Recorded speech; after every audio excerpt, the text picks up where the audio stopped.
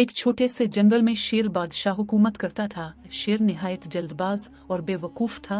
वो रोज़ाना जंगल के किसी भी जानवर को खाकर अपने पेट की आग बुझाता था। एक दिन जब शेर नींद से बेदार हुआ तो अपने सिपाहियों को हुक्म दिया कि कोई सेहतमंद जानवर लाओ। कुछ देर बाद सिपाही एक सेहतमंद खरगोश को ले आए। वो खरगोश बहुत चालाक था। शेर जब खरगोश को पकड़ने के लिए आगे बढ़ा तो खरगोश निहायत आजिज़ी से बोला, ओ बादशाह सलामत, मेरी अब से एक दरख्वास्त है, गुस्ताखी माफ़ कीजिएगा, मगर ये बात निहायत ज़रूरी है। शेर ने हैरान होकर खरगोश से कहा, बता क्या दरख्वास्त है तेरी? खरगोश ने बादशाह से कहा, बादशाह सलामत, दरअसल बात यह है कि आप रोज़ाना किसी न किसी जानवर को खा जाते हैं। मुल्क की आबादी वैसे ही बहुत कम है और आप इसी तरह जानवरों को खाते रहे तो एक दिन आएगा कि सारी आबादी ख़त्म हो जाएगी, फिर आप किसके बादशाह रहेंगे? शेर ये बात सुनकर हक्का बक्का रह गया और बोला, तो तुम बताओ कि मैं अब क्या करूं? खरगोश बोला, अगर आप भी सब्जी खोर जानवरों की तरह घास वगैरह खाएं तो भी अब जिंदा रहेंगे जिस तरह हम जिंदा रहते हैं।